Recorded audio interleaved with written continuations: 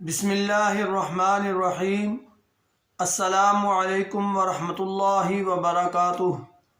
حکیم حافظ ذوالفقار احمد چوہان آپ سے مخاطب ہے۔ ارشاد نبوی ہے، کلکم راع وکلکم مسئول عن رعیتہ۔ تم میں سے ہر ایک نگہبان ہے اور اس سے اس کی رعایا کے بارے میں سوال کیا جائے گا۔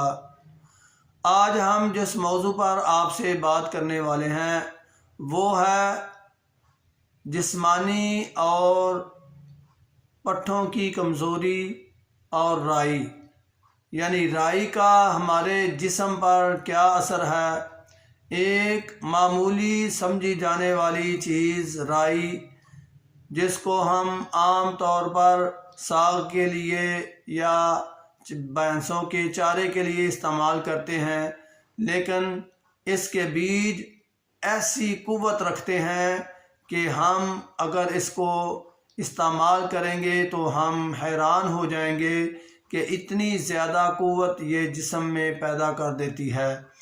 تو میں آپ سے ذکر کروں کہ رائی کا استعمال ایسے لوگ ضرور کریں جو سمجھتے ہیں کہ ہمارے جسم میں پٹھوں کی کمزوری ہو رہی ہے، کمزوری خاص ہو رہی ہے اور ہم محسوس کر رہے ہیں کہ ہمیں طاقت کی کوئی چیز لینی چاہیے۔ تو میں آپ سے یہ شیئر کر لوں آپ سے کہ اگر آپ رائی کا استعمال کریں، کس طرح استعمال کرنا ہے، اس کو پاؤڈر بنا لینا ہے، پیس لینا ہے۔ اچھی طرح باریک کرنے کے بعد آپ اس کا ہاف چمچ سے تھوڑا سا کم صبح دوپہر شام نیم گرم پانی کے ساتھ ایک خوراک، صبح ایک دوپہر ایک شام۔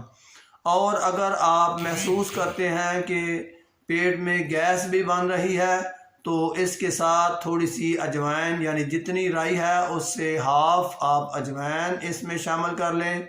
اور اگر آپ سمجھتے ہیں کہ پیٹ میں گیس کے علاوہ بھوک بھی کم لگ رہی ہے تو پھر آپ اس کے ساتھ پودینے کی مقدار بھی اجوائن کی مقدار کے برابر اس میں ایڈ کر لیں۔ یہ تینوں چیزیں آپ ملا کے صفوف بنا کے رکھ لیں۔ آپ محسوس کریں گے اس کو مسلسل استعمال کرنے کے بعد کہ جسم میں ایسی قوت آ گئی ہے کہ جو اس سے پہلے نہیں تھی۔ لیکن ضروری یہ ہے کہ آپ اس کے ساتھ غذا کا بھی خیال رکھیں۔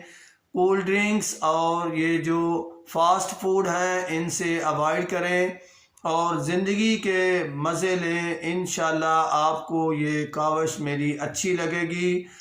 اگر آپ ایسی ویڈیوز روزانہ حاصل کرنا چاہتے ہیں تو میرا یہ چینل ضرور سبسکرائب کریں۔ وما علینا الا البلاغ۔ السلام علیکم ورحمۃ اللہ وبرکاتہ۔